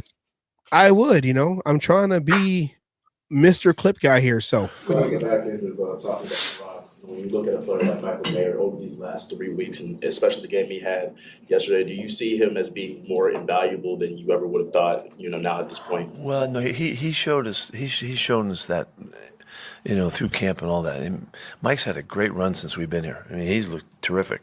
And when he and Brock are out there and Ian filling in, those guys, it's a great group. For Mike to come back and catch 5 or 6 balls, whatever it was yesterday, and score and a couple of big 3rd down wins and all that, that's what he's been doing. So you can see how hopeful we are for when Brock returns. Brock's one of our very best players, and it'll make a difference. But Mike's doing everything that we could hope for right now, and so I don't think that game was any. We've already been really high on him. I think it's safe to say we have the best tight end tandem in the NFL with Bowers and Michael Mayer.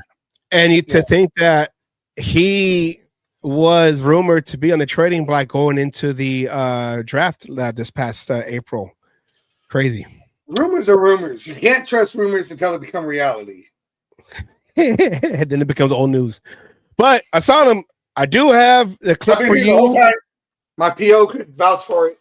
Sorry. I do have a clip for you and everyone on updates talking about Brock Bowers, talking about Lonnie Johnson, talking about Aiden O'Connell. So let me play that clip because I know we're over here waiting. Like, what? If Gino don't work out and if Pickett's not going to go out there, when does this man right here, when are we going to see Team Ramrod try it again? Say it. Try it again out there. I think it's going to be, I believe you're the one who told me this, it ain't going to be until after week 8. After the bye week, let's get it. But here's what Pete Carroll had to say when I asked him about the injuries on this team. You were hopeful about Brock Bowers last week. Does that increase a little bit? I don't know that. I mean, I'm hopeful, yeah. But we're looking after him. There's a big bye coming up and all that kind of stuff. The next week, a couple weeks you get, before you have to come back. So I can't tell you. I'm optimistic always, but that doesn't mean we're getting him back. So you look the long haul of it. It might be best, to just guarantee that he's full speed and back. So we'll see how we handle that. Pete, I was wondering how is Aiden O'Connell progressing as well as Lonnie Johnson? Yeah, both those guys are doing great. They're in their rehab. They both have beautiful attitudes about it. Lonnie's been battling. He's trying to get back now. And so it's kind of the same format of this week coming up, and the next week off. It gives these guys a real chance to guarantee it and maximize their return opportunity. So, but they're doing well. Aiden's throwing the ball. Lonnie's on the field running. And it's just a matter of, this week, next week kind of thing. So we're in good shape on those guys. I don't believe a goddamn thing he has to say. I mean, that's Mo out of Mo, Larry, and Curly right there. I'm sorry, but that's what I see every time I see him on the screen. So every time Pete Carroll talks, you're like, everything that guy just said is bullshit. Thank you. Yes. 100% yes. You want to see a video of Parham playing offensive line? Sure. Oh, Jesus. Oh. I swear to God, that was like a fucking watching the game. Rick says it would be nice to have AOC 12 and cornerback Lonnie Johnson back. Okay, yes. We don't do that. We don't do the three letters. We'll just call him O'Connell or Farva. We don't Or do I like to call him Air Connell because he's going deep down the sideline. And we need O'Connell back because who was the last starting Raider quarterback to beat the Chiefs? No fucking Connell. And who almost did it? That was on Christmas Eve. No, Christmas Day. Oh, Christmas Day. My bad. Christmas Day. I thought it was Christmas Eve. Day of 2023. Yes. And he almost did it last year on Black Friday. So he almost took care of the Thanksgiving too. But, you know, my sister, oh my God, more chaos. LMAO. Okay. Asylum. I think that's enough. I know. Just ask my parole officer. Well. Okay. All right. I was like, I don't know who to, yeah. Okay. Well, you're the Pat of room, so on a special jail. But let's put this because I mean, yeah, we won the game, but we should have blew them out. It's only 20-10. It should have been 30 to 40 points in this game if the offense was competent enough to do their job. I feel like that's been our excuse for the last 5 years. It's been our excuse for the last, 2021. So for the last 4 years, it's been, or 3 years and counting, it's been. And we could be losing Jacoby Myers to a trade. Don't know who else. You know, I don't see the Raiders really doing too much selling. But Jacoby Myers. I don't see them doing too much buying. I see them selling more than they are buying right now. What I just see them staying stagnant. Try to say that 5 times fast. Staying stagnant and not doing anything. Staying stagnant. I was thinking that we're gonna get breaking news and Raiders make the trade. Watch it happen after we get off the air. But let's just switch gears. Okay, let's have. I don't have an intro for this, but I'm gonna play this because I thought it was. No, I don't want to say it was funny, but it was interesting. This is let me pause it. This is Michael Irvin. He went on a rant last week. Now let me give you the backstory. On his rant. So this guy to the left is a podcaster, like a lot of us are, you know, and a lot of us who are out there who had microphones and cameras and computers have a podcast and they say random stuff. I know you guys watch shows. I hope we're not one of those shows, but you watch shows. They were like, what are they? We're one of those shows, but we hope you pay attention. Yes. I guess I wasn't paying attention. What'd you say? Anyways, so this guy to the left, he had said that the guys today, the receivers today, are much more faster than the guys back then. So someone like primetime Deion Sanders couldn't cover the guys that they have today. And the example he used, this is why it ticked off Michael Irvin, was You got Michael Irvin and you have Jerry Rice. That was their two best receivers in that era of the late 80s, early 90s, and that's Deion Sanders' prime right there. So yeah, he wouldn't be able to cover these guys nowadays. Now, because he used Michael Irvin's picture as an example, he went off, and he went off old school. So here we go, right here. Oh, you say Michael Irvin decided to go asylum? Basically. So that's why I brought this to you, because I know, you two should have a podcast together, you and Michael Irvin, just yelling at each other. Hey, that'd be an interesting podcast. Yeah. So, hey, Michael Irvin, if you're watching, we watch you on the show, yell, scream, whatever. We don't talk to us like that. You're more than welcome. You can say what you want on this podcast, and I'd love to go head to head with you, or even agree with you, and just be on the show with you. Fuck it. Because we respect the history. That's what we do on our shows. We respect the history because we know how the NFL got to where it got to off of the players. We know our fucking history. Here we go with the clip. We're all going to react together. Here we go. Prime wasn't covering the people that these boys are covering either. He's in an era where he's a fucking alien or somebody from the future that was dropped off in the wrong time. But he could come in this time and yeah, because he can ball in this time. That's what I'm saying. Like, the receivers from back then. Might not be Prime, though. Who are he going to be?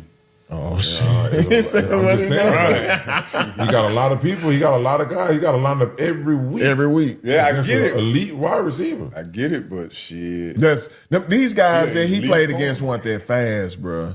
Like, I don't know. They were stronger, but they weren't that fast. These guys, no. They big, they fast, they can jump.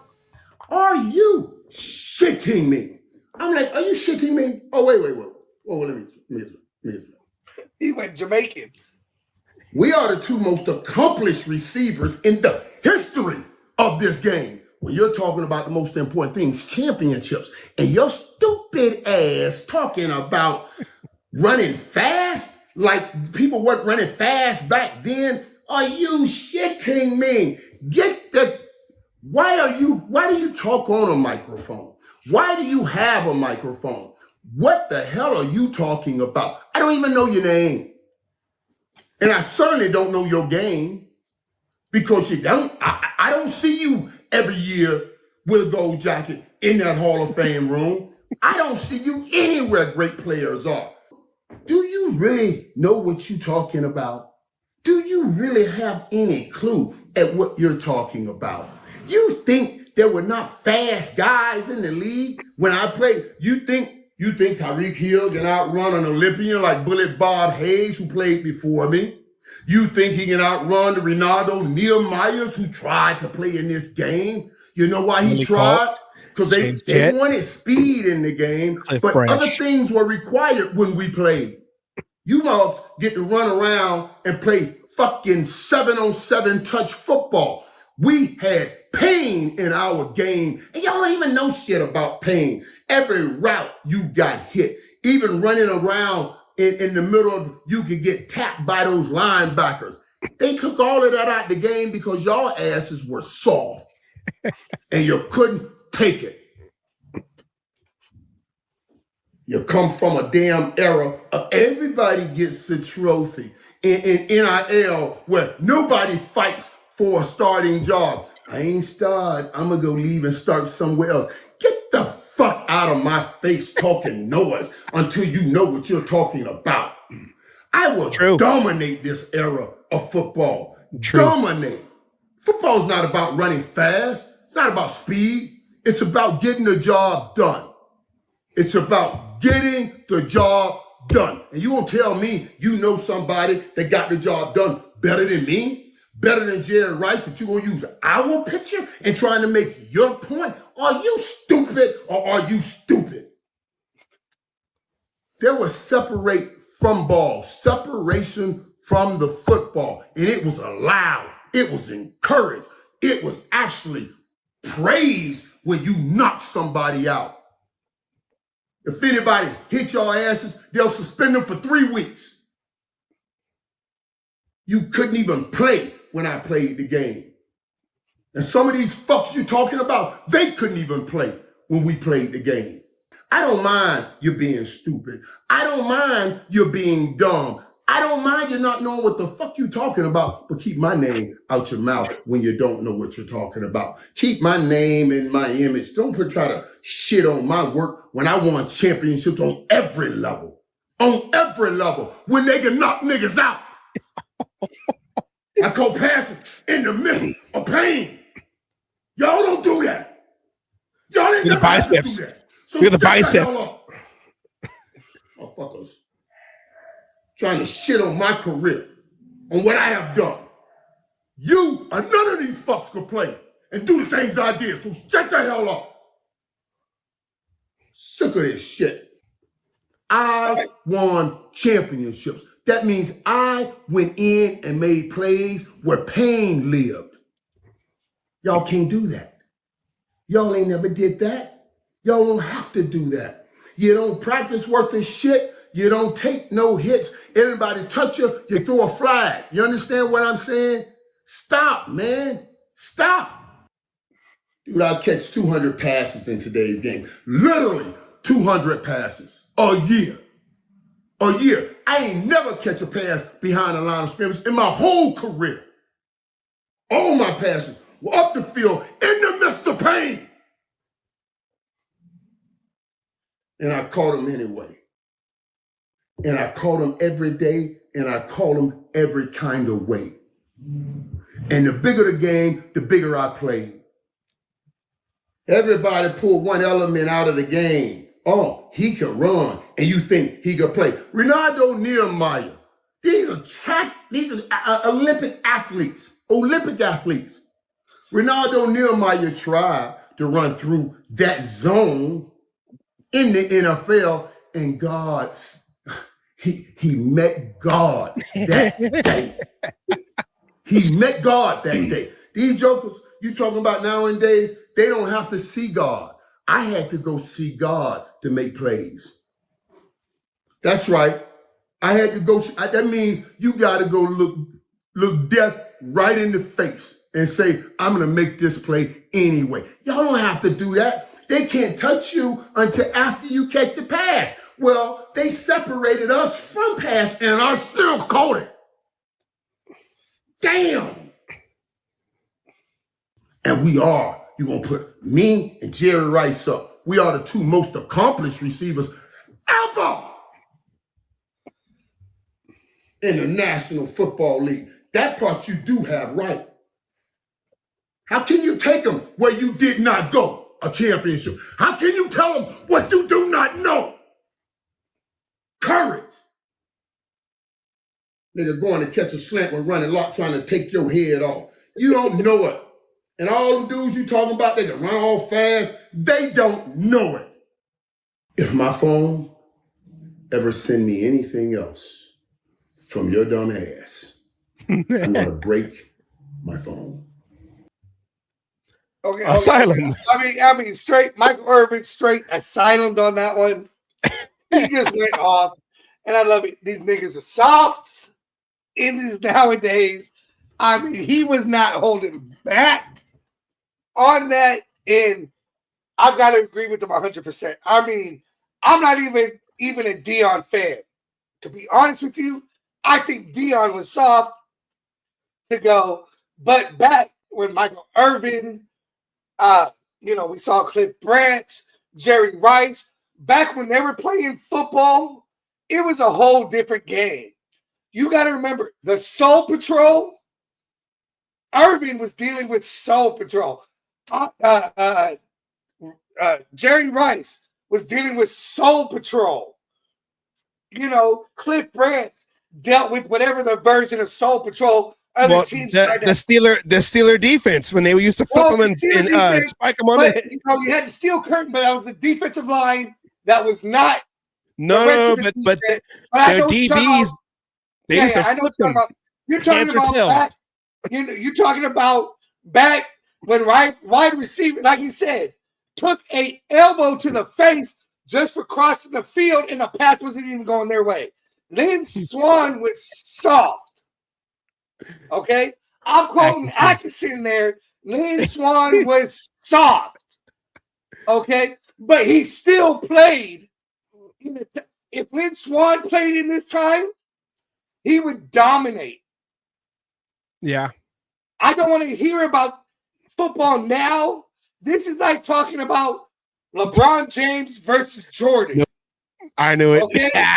Jordan played in a time back when basketball was basketball and had to deal with the bad boy Pistons. I mean, hold on. I remember a coach talking about the Jordan rule in football, right? I believe it was a Raiders coach that said that. Last year. Yeah, exactly. So, the Yeah. Jordan, I don't give a fuck what you do. He don't get the shot off. The GOAT is Jordan. LeBron is soft. Wide receivers now, I want to go with Irvin. I mean, he's a Cowboy. I can't agree with Cowboys for hardly anything. But in this, I have to agree with Irvin. And it was a whole different game. It was back when football was football, and they were getting lit up just for catching a pass. We're talking about just trying to catch it, and they got lit up. And 90% of the time, what you see, them on the ground like this, because they had the ball in their fucking hands. What's that called when a boxer gets knocked out and then they fall on their back and they're just like rigor mortis? They didn't have gloves that they have now. They had Stickum all up until what was it, the early 90s because of the Raiders. Yeah. But half of them didn't even fucking need it. It was a different game. And stop trying to compare generations. The face mask, Cliff Branch had the 2 bars, just about, So, like, back when kickers had a single bar. The single bar. Kickers had a single bar. The George Blanda. No, that was a straight kick. I mean, he was the last one on those ones. But I mean, you talk about a different brand of football. The receivers nowadays, I'm sorry, I agree with Irvin. They couldn't play in that football. Back then, if Lynn Swann was soft, these ones now are like diarrhea. Baby. It's just straight baby shit. And it's just hard to get that shit off. I mean, this is not the same kind of football. Yeah. I don't know. They want player safety, CTE, whatever, whatever. But a lot of the rules, it's just ridiculous. It's just like if you touch, like illegal touch. Illegal touch is only used.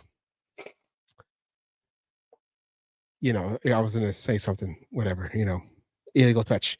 Stuff that they try to get Janikowski on when he was going to the clubs, whatever. Anyways, Bill Cosby. Anyways, but like, yeah, you look at the old clips, the old highlights. Like I said, Cliff Branch had to run through all that. Biletnikoff had to run through all that. Biletnikoff didn't have the speed to get away from these guys, so he was a position receiver later in his career, so he had to go there and hit those hits while being molested. Yes. So the defense had more freedom to play football than they do now. I don't know, because they want the numbers, they want the offensive scores, and they want all this. They want the score. They want the 63s to 47s. Yeah. It's not about safety. It's not about safety. If there was about safety, which I will have this clip next week, maybe. They would have if it was about safety, they would have practices throughout the off season to get their bodies ready for the real season to start. Have that body count, as we used to call it in high school. You want your body to get used to getting hit. You not go out there, because no real contact. You can have in training camp. You can have the what's it called, the joint practices where you're facing another team. They come over to you, whatever, you go over to there, but it's not the same. game speed is different than actual speed because everything is heightened in game speed. Everything is heightened. Everything is unpredictable. They can hit in a game. So them not practicing goes to the field. Now they're fresh again, hit in game speed. Now they're getting hurt. So it's not about player safety. It's about the numbers. It's about trying to attract more people to the game, to people who are like fair weather fans who don't know football, but they see, oh my God, they scored a touchdown. Oh my God, they scored a touchdown. All these Swifties that watch Kansas City games. That's what this is for. Michael Irvin played in a time where football was football. Gladiator stuff. Tim Brown, gladiator stuff. Jerry Rice, gladiator stuff. Those guys. So I am 100% agree with Michael Irvin. And then when you have these dudes who, you know, they go off of Madden numbers like the Jets, like the Jets ownership. Go off of Madden numbers. Oh, see, he's fast. See, you can't go. We're gonna look at, but see, I simulated it. I did I put a Michael Irvin what do they call those legendary cards against one of the receivers of the cornerbacks now, and he took care of them. Yeah, because you got him playing on those rules. But I'm going to say this much: if somebody can be one DB who could cover an Irvin, a Branch, a fucking Jerry Rice in their prime, I'll put you on the damn show. But there ain't a DB now that can cover those guys. Back when they were playing football, not in the current football that it is now. Like Irvin said, he would dominate now because they can't touch him. Yeah, you run freely. After 5 yards, you can't touch him. Unless he's playing for the Raiders, of course, because every flag will go against the Raiders. It's like play for the Chiefs, he would have every stat in the NFL just because pass interference. It's like you got to find, well, I'm going back into your basketball reference. You know which basketball player could probably play in the NFL? Steph Curry. He's always getting hit. He's always getting hit. He doesn't get no fouls. But LeBron James, you breathe on him. That's what I just said, Steph Curry. But LeBron James, you breathe on him and technical foul. You can't do that to the king because he gives us revenue. LeBron James is the basketball version of Patrick Mahomes. He's always on the ground looking at a ref going, where's my fucking flag? Oh, Kirby. We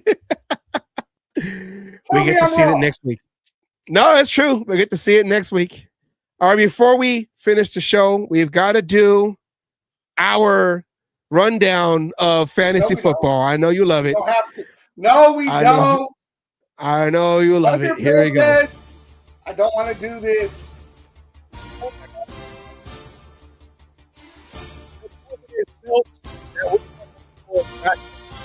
So let's look at the numbers of fantasy football from week 6. All right, here we go. I edged out. It was a crazy household because I edged out Jessica. You're a cheater, is all I'm saying. My girlfriend was upset because I had a Swift save me for the Bears. It took it down the field, 55 yards in a reception, and that got me over the hump, 108-100. I don't know if she's watching, but it's okay. I had to show her who daddy was, and it was me. Anna, I'm going to pay for that comment. I'm going to pay for that comment. Mean Machine took care of Asylum, 141-113. Fuck you guys. Battle of the Beards. Battle of the Beards went down. My beard's still better. My sister got her second win. Raider Stitch, 137 to Anna. Anna didn't have a starting quarterback. Anna, that's all I have to say. Anna, what happened? She says she lost a quarterback. In Anna's defense, it was a late scratch where they said he wasn't playing. She has Kyler Murray. They said he wasn't playing. So Hey, you ain't got room to talk. All I gotta say. Pig's Pig edged out Daniel's daring team 114-95. And Edward Hueso, our friend, me and Arcadio's friend, beat Arcadio 101-96. Close game. But yes, that's what happened. Okay, let's look What at is it, what's like the fucking 4-way tie for first right now. yeah, the 4-2s. I'm one of them. Hey, here we go. Let's look at the week 7 preview. Y'all couldn't compete back in my day. Is all I gotta say. Fantasy football was different back in my day. Okay, we got to physically hit you because we all watched football together, and I punch you in the face. They didn't have these iPhones back then. Okay, everything was on paper. Okay, we picked picks on the wall over here. Come at me again. Okay, all right. Asylum takes on Anna this week, week 7. This is the preview. 52% over Anna right now. And I can guarantee you're going to have a player to go over 30 points. Pig's Pig right now is 57% to beat Mean Machine in this upcoming week. Holy Roller and my sister, the sister versus the sister-in-law for them, you know. That one looks sexy right now. Alicia, my sister, 79% to my girlfriend, 21%. Jessica. I'm not going to get in the middle of this because it's my sister and it's my girlfriend. I'm going to be like, no. The holidays are coming up. How are you not going to get in the middle of this shit? All I have to say, I'm going to put a bounty on the 3-player household right here. The one who's helping everybody. If anybody gets that championship other than the 3, I got a bounty for you. Anna says that's a wise move that I don't interfere in this. Arcadio 41% to Daniel's daring team 59% right now. $100 bounty. How about that? And okay, Saints and Greg Williams. Okay, and we have Eduardo's team. My mom. I'm staying out of this one. Eduardo's team goes against me. I get to face against. Oh man, you know what? Out of all the losses I can succumb to, if I succumb to Edward, to our friend Edward, not Edward in the comments, but our friend Edward, me and Arcadio's friend Edward. Not Ed Winchell, but a different. Not Ed Winchell, but this is Edward Hueso. Bones. He calls us a Bones. I don't know if I can live with that defeat. If he's watching, I'm calling you out, Edward. 59%. He got me beat right now in the early preview. So we'll see what happens. Hey, so it looks like me and Anna are the game of the week. The game of the week. Again. Here we go. How come you get all the primetime games? Okay. It's not fair. Because I keep losing. That's not. You're supposed to get flexed out. Okay. Supposed to get flexed out. Hey, what's going on? That doesn't happen until at least week 12 or 13. This is the belt that we're all trying to go after. The Royal Fumble. No, I don't think I'm trying to go after it. The Royal Fumble. It's still early. Okay. You know what you need to do is you need to jump into a lake or an ocean and get the bad juju. Oh, and a weenie, meenie, miny, mo. This is the coveted belt, the Cage Match Royal Fumble Championship belt that we're all trying to go after. Who's going to be the inaugural winner of that belt? Only time will tell. I'm willing to bet it's not Asylum. Wait, what are your odds? So I could place that bet and make me money. I don't know what the odds are, but the odds are fucking probably about the same as the Raiders right now. So you're saying we have a chance? No, they got one more win than I do. I'm about to Titans right now. I got the same odds as the Titans. For the number 1 pick, let's go. All right. That's the Jets. That is the Jets. That is your fantasy football update. The Cage Match Royal Fumble Fantasy Football Update. All right, Asylum. What was your favorite part of the show today? The mayhem, the chaos. Michael Irvin. Michael Irvin. That was my favorite part of the show. Mine, of course, was we were able to somehow get Prince to come on to the Cage Match CMN report, formerly known as Alive. All right. That is our show. Come back. We're trying to set things up. It just keeps getting delayed, but don't worry. It should happen. We are, Sometime soon. Sometime soon. Just like the Raiders. Sometime soon we're going to get a win. Sometime soon we're going to change quarterbacks. Sometime soon we might win something. I don't know. It's been a long time, but maybe one day. But that is our show for today. We want to thank everyone. We've been getting great numbers, so we want to keep that up. We appreciate those who watch us. I didn't do the shameless plug, so let's do that real quick. It's only 30 seconds long. So just for those who are still watching, here we are, the shameless plug for our favorite newscaster right here. Hello, everyone. I get to do the shameless plug too. Make sure you like, share, and subscribe to The Cage Match Show on YouTube. And hit that bell like you want to hit Roger Goodell for messing up our favorite sport. And also, help me out by going to Dubby.gg. Put Cage Match in the discount code box and get 10% off your order.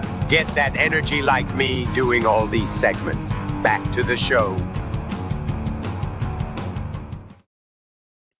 Doug and Carey, Doug and Carey, Doug and Carey, Doug and Carey, Arthur, Doug and Carey. Okay.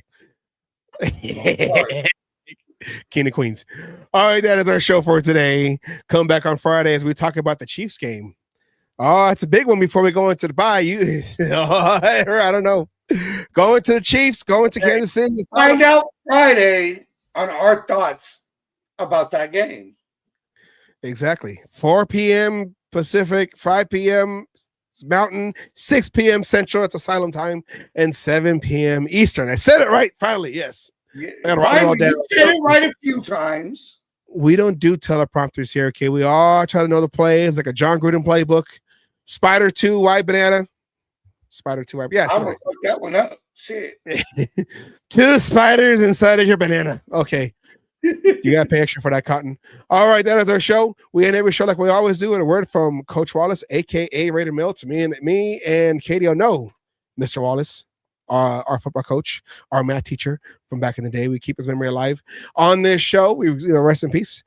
And like we said, come back on Friday as we talk about the matchups. The Raiders going to Kansas City.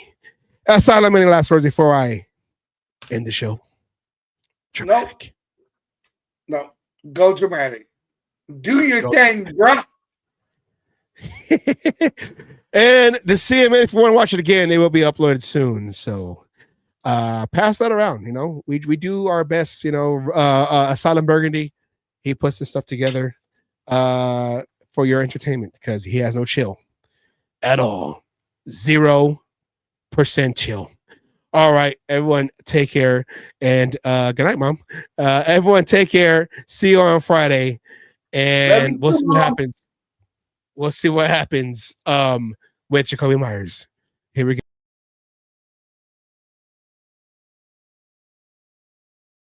All you other NFL teams, your tailgates are weak. Your teams are weak.